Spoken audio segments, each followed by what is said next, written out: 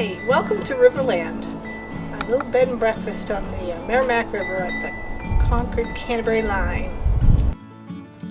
Today we're speaking with Lucy Nichols, the host of Riverland on the Merrimack, a New Hampshire Green Hospitality member. This bed and breakfast has been recognized as a gold-level environmental leader in the hospitality sector. Recently, Riverland underwent renovations to improve its heating efficiency, thereby reducing its environmental footprint. The project cost was about $4,700 and is saving at least 12% annually on oil costs. Lucy, will you talk about your heating situation before this renovation? Well, as you can see, we have an enormous common room, dining room, kitchen combination here. It was really difficult to keep it warm in deep winter. Will you explain to me some of the renovations you did? Well, maybe we should begin with the airlock. One spring day I experimented by lying down on and I found a large amount of air coming through the south wall.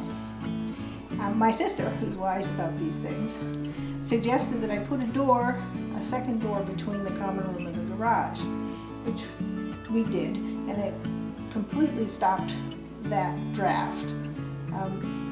The common room is now comfortably warm, and the utility room doubles as a pantry because it's cooler, and the garage is usually at the outdoor temperature. What did you have in place of the side door before this project? Well, as you can see, the old door was a insulated all-glass door, which was always cold. The leaky porch door was replaced with a solid wooden door with insulated glass and a storm door, which holds back the cold beautifully. What did you do in the garden, the family suite? Well, garden's another large room that is hard to heat. It's at the back of the building. We replaced the sliding glass door with 2 insulated windows and sprayed foam around the framing. We've also put foam barrier in all of the electrical plugs on exterior walls. When we pulled off the trim to paint,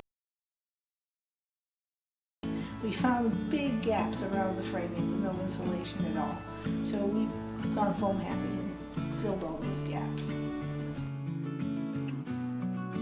Thank you, Lucy, for sharing your green renovations at Riverland. This is just one example of how spending a little bit of money can result in bigger, long-term cost savings, which also protect the environment.